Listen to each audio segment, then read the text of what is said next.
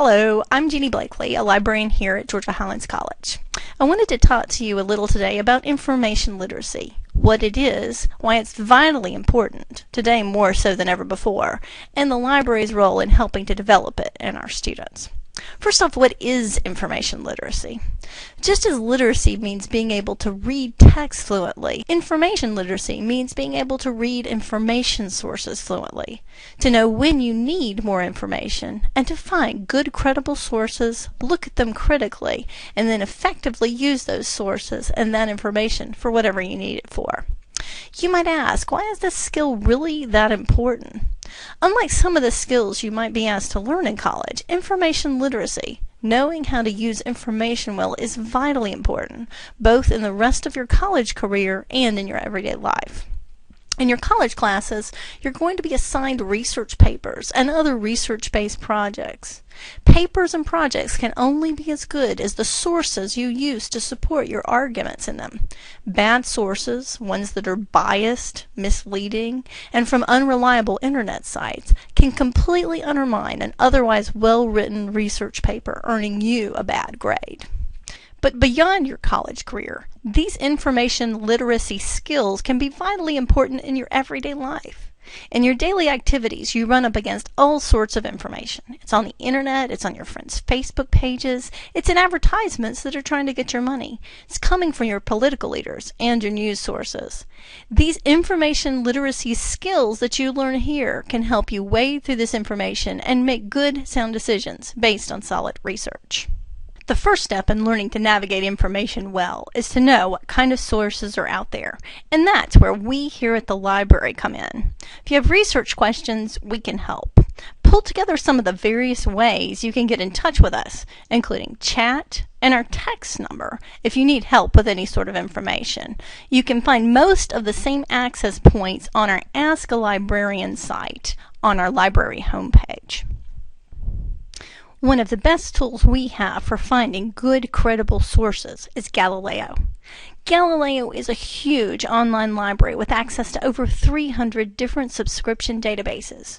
You won't find most of Galileo's content free on the internet doing a Google search. You can find articles from journals, newspapers, and magazines. You can find ebooks and streaming videos too. Galileo Discover, the Google-like search engine for Galileo, searches many of these databases at the same time. It will even search the GHC Library Catalog so that you can see what kind of print resources are available at our library as well.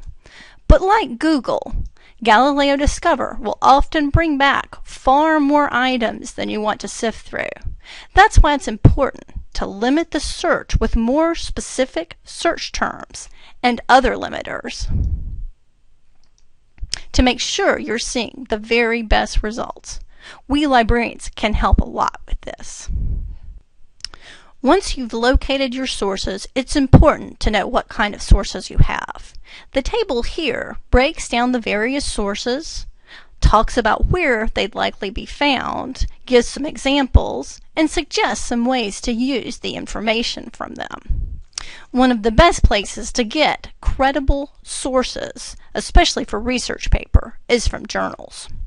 Journals are where you will find scholarly or peer-reviewed articles, though just because an article is published in a journal doesn't necessarily mean it's scholarly or peer-reviewed. Scholarly or peer-reviewed articles are written by experts in their field of study. The articles must pass a rigorous review process by other specialists in the field in order to be published. Because of this, they're considered more credible than other sources.